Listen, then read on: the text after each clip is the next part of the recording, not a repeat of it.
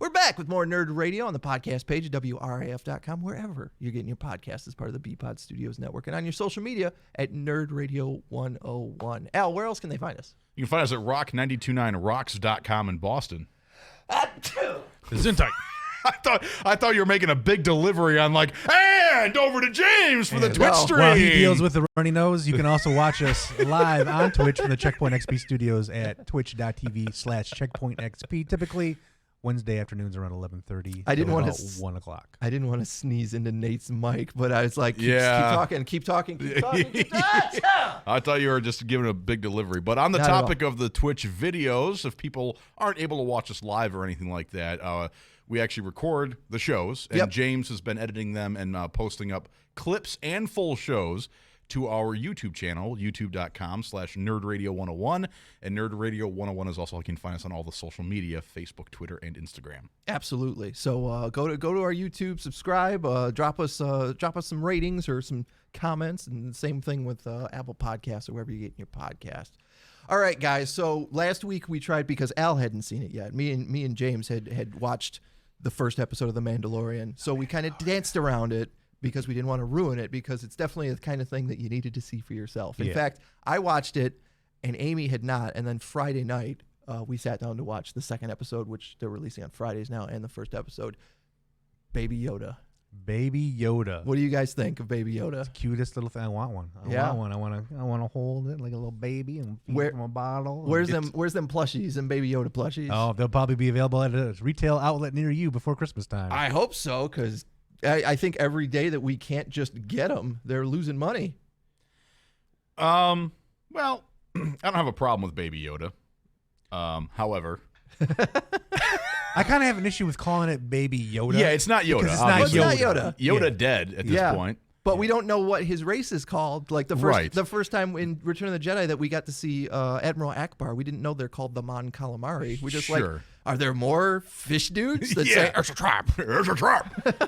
So this is the first time we've seen Yoda's species aside from Yoda, right? And I I believe think so. Chuck and I had the same. We wonder if James had that same thing growing up. The misconception about Yoda. You want to share? Yeah, I always thought Yoda was just a really old dude because he's supposed to be like 5,000 years old. I thought maybe he was just a dude, and when you get to be 5,000 years old, because you see like your grandma and your grandpa or something like that, they're kind of hunched over and they look much smaller and than our a normal ears person. Continue to grow as we age. You get.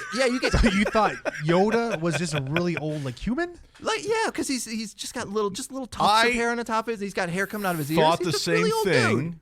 However, to defend both of us, this is like our little child brains. Okay. And realize later, like in not adulthood, but like just later, this is a different species. But as a small child, like 5-6 years old, I thought Yoda was just a really, really old guy.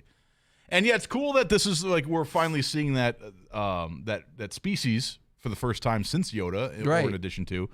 But I feel like I don't know how I feel about it having the Force. Like there should be no preconception about a race in the Force. It's about an individual's relationship with midichlorians. So the fact that this thing does have the Force that we see. brought up the midichlorians. Yeah, I did. from a Trekkie, I mentioned midichlorians. But I think it would actually be like they're going to miss an opportunity if this thing. Okay, it's got the Force. We've seen it use the Force. The Baby Yoda. This thing has got to be a bumbling fool with the Force, and I think that it's a great opportunity. It's got the Force, but comedy there. Yes, that would be great. It just it can't actually hold anything up. It actually drops it a bunch. And Jon Favreau is kind of the guy behind this show, so he does have a comedy background. I think if there's an opportunity for comedy, I would have to think he's going to take it. I don't want to see this thing having a particular.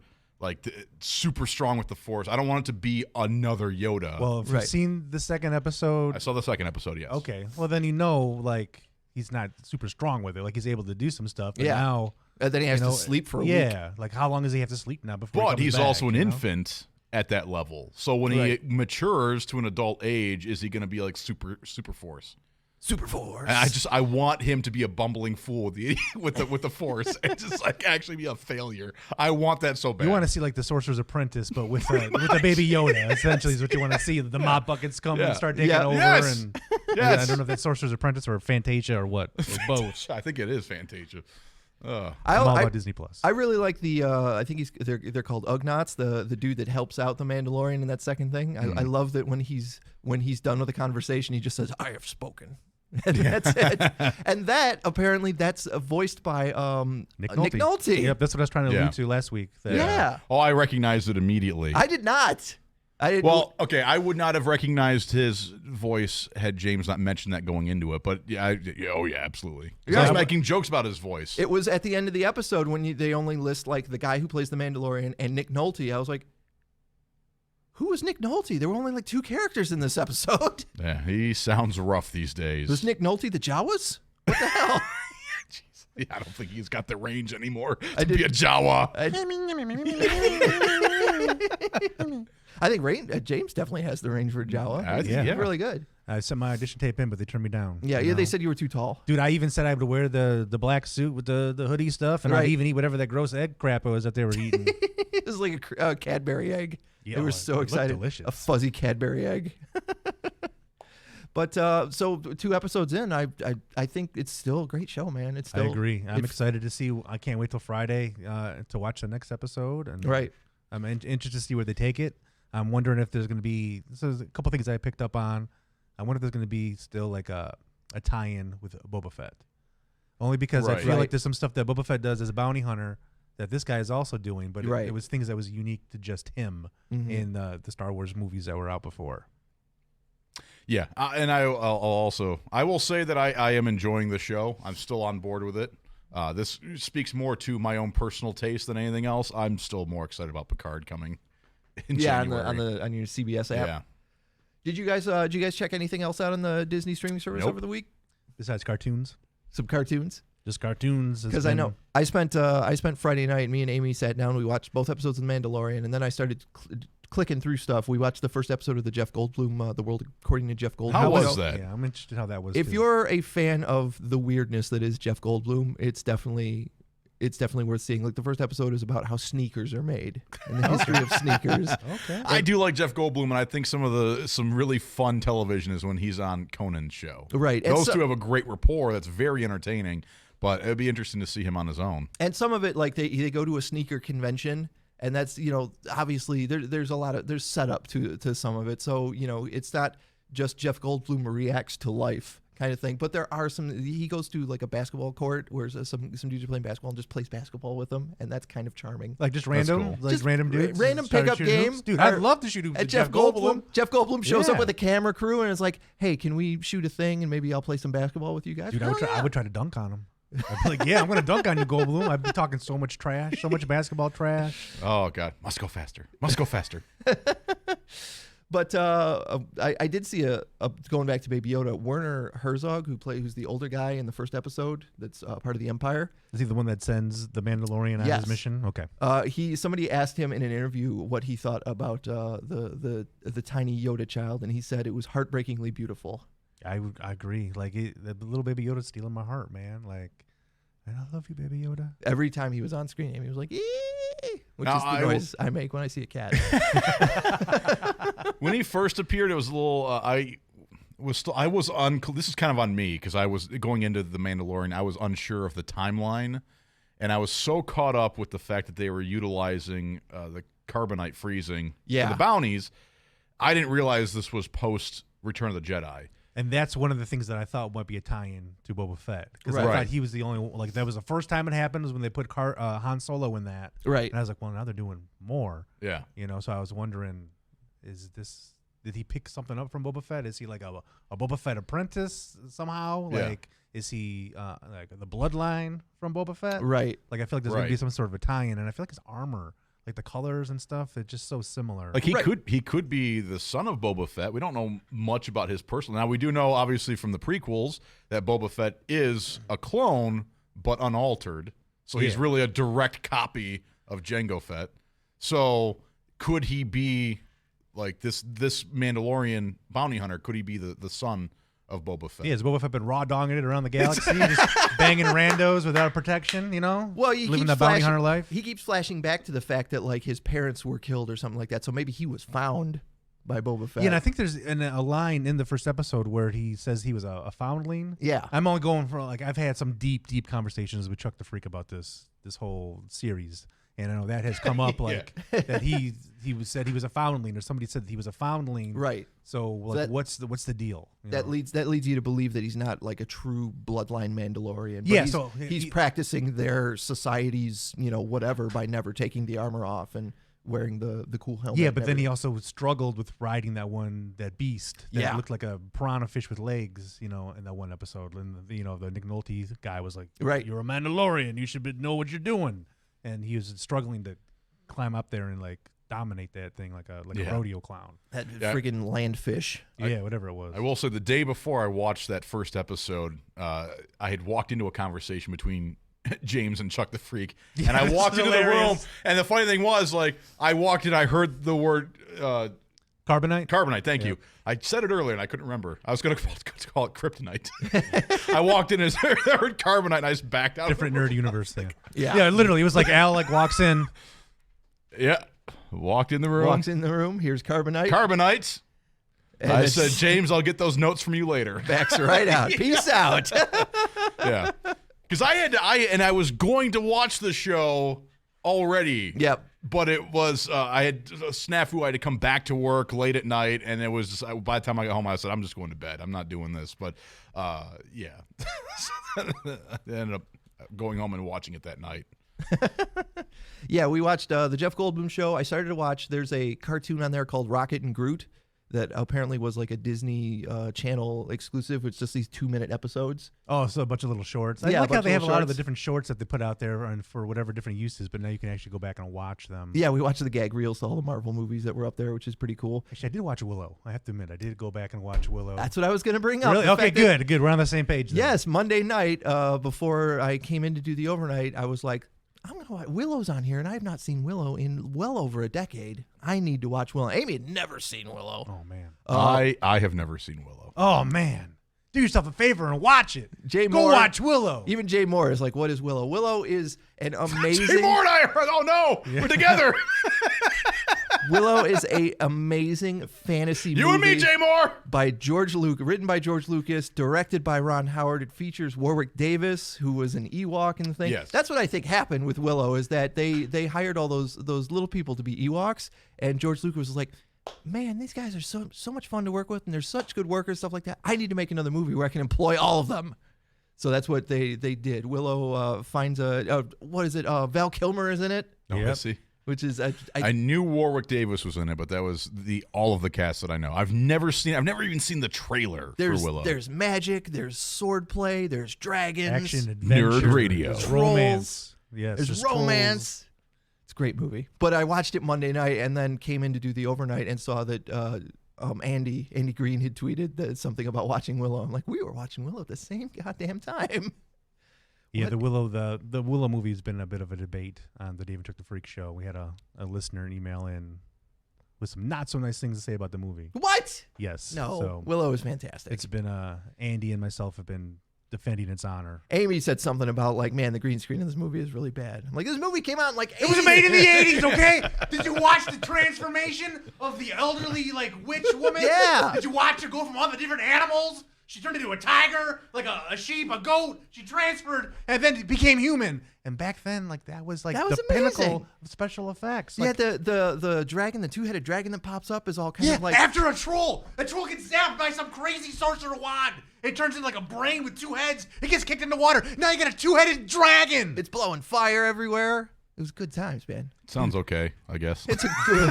I don't know how else we can sell you on this movie, Al. Right. I had to be like, all right. God. Action, adventure, and excitement. All the Right. things that Jedi doesn't want is there. All the things that Jedi craves not. Yes. But yeah, I will say the service is not flawless because there definitely seem to be peak times where if you're watching it, you'll get like some digital, the picture will freeze, but the audio will continue. It's still so new. Mm-hmm. So a lot of people, when they're firing up their TV, aren't necessarily going to Netflix first anymore. They're going right to Disney Plus. And it absolutely feels like different stuff is on different servers Yeah. because a lot of that freezing I noticed is in a lot of the Marvel stuff. But, you know, like watching Willow never happened. Never had a problem. Well, you and Andy were the only ones watching it at the time. I was watching it too. Maybe not at the same time, but around the same time. My X-Men cartoons typically don't. And that's the other thing that's kind of a bummer is that the stuff that Fox brought over is obviously low priority. Like the Spider-Man and the X-Men cartoons are not in the correct order. I saw that. I've been tweeted a bunch of links to the actual appropriate order to watch all the X-Men episodes. Yeah, like the first 2 seasons are in the order I remember them, and then like they're very clearly in the 3rd season is where like it starts with the Dark Phoenix stuff, and it starts with part 2, but then part 1 is halfway through the season. Like that's not how that worked. Get out of here. So they have to fix that. Yeah, you think you could just hire an intern to go in there and just relabel them like in a specific order? Look, you know? nerds on Wikipedia have figured out when this shit aired. Like, just put it in that order. Yeah. I had a thing to say and I burped. I think Netflix had a lot of that kind of in early days too, but even still, you'll go like Black Mirror is one where Black Mirror's the seasons are out of order. And that's something that somebody in the chat just brought up too. Apparently people are getting their Disney accounts hacked. So not surprising that hackers would be like, well, this Disney thing, let's see how easy. As a matter of fact, there's a story on our website about Disney Plus being hacked, and I shared that earlier today on the Facebook and Twitter accounts, NerdRadio 101. See, so you can find that stuff on Oh man. So speaking of Disney, this is why I don't have extra jobs. Right. I want everyone to fucking know about it. I did something else. Praise me. All right. Well, something else. Anyone else want to do their jobs today? Look, Soldier 76. I'm trying to move on to the next topic. Shut up. No, I'm kidding. Go ahead. What do we got? Speaking of Disney, last week they also put up their release schedule for the next 3 years. And some interesting stuff in there because obviously next year's movies are kind of set in stone. Like when it comes to the Marvel movies, there's Black Widow. They've got a release date for it. And what are you laughing about now? I think my release schedule for the next 3 years looks pretty bleak, but continue. The only thing you're releasing is urine and feces the next 3 years. Oh, yeah, nobody's so sad. Nobody's paying a streaming fee to see that. Yeah. I'm not paying a streaming fee for that show. Stream all you want. Oh, God. Anyway, sorry. So, but when you get into 2021 and 2022, you get stuff like Untitled Pixar animation, Untitled Indiana Jones movie that they're supposed to be working on. But the thing that really jumped out at me is that April 3rd of next year, they still have the New Mutants movie scheduled. Really? Which I cannot, when that movie got canceled, I wasn't bummed when it got canceled, but over the summer, I read a bunch of the old New Mutants comic books and then got extremely upset because the casting looks perfect. That looks exactly like the characters I read in the comic from, 1986. There's still a chance you can see it on the big screen. I'm really hopeful. That's that's 4 days before my birthday. So give me Disney, please give me that my New Mutants movie, even if it's awful. Just let me see it. You were not happy with the last movie. Release the New Mutants movie. What was the last one? Dark Phoenix. It was. Yeah. I bought it. I still haven't watched it because of your review. Yeah. Well, it's still a much better movie, considering you've not seen it yet. In your head, whatever you think that movie is much better than what you're about to see. Oh God, I still haven't seen the newest Fantastic Four movie for that same reason. Yeah, that's. Has anybody? I don't think anybody's seen the newest. I think that might have been the problem. Might have been 5 nerds that saw it in the theater, and that was it. I was channeling through cable a couple of months ago, and it was on, and I watched, I think, about 5 minutes of it, and decided I had something else to do. Well, that's another thing. I collect the comic movies, so whenever it comes out, whether it was good or bad, I buy it. And I have the Fantastic Four movie, and I see it on the shelf, and I go, I really should watch that. Right. They also have next year. I'm not high enough for that. I'm going to need some. Got to come over to my place, Al. Yes, there we go. Bring over Fantastic Four. I'll get a little joy in me, and then we'll take care of it. Make it real fantastic. Yes. You won't believe how incredible the movie's going to be. They're also doing 2 sequels to Avatar, one coming out next December and one coming out in 2023. Is anyone interested in that? No. Not me. I think it was very important for cinema history. They were the first ones to do that. The new 3D technology, they got rid of the red blue technology, and it looked beautiful. The movie looked great, right? And it wasn't a bad movie or anything like that, but it wasn't great either. It did what it needed to do. It's an important movie for cinematography, but right. Come on. I think I've seen a total of about 10 minutes for that movie. Like I saw the very end, and I saw a couple scenes in between, but I never really had a desire to watch it, even for the sake of it being a great piece of cinema history. I was like, I don't. But if you care. didn't watch it in 3D, then there's no point. You're not really getting to experience the impact it had on cinema. Fair enough, yeah. You know what I mean? So like if you had seen it, because it blew my mind. I saw it in theaters, and it was the first time I ever saw the real D or whatever they call it. The real D. The real D. I got a real D for you. The real D. Blue Al. Yes. It's mine. Al got God. blown by the real D. Usually Yeah. Al's blowing the real D. Yeah. No, my Oh, Jesus. real D was blown that day.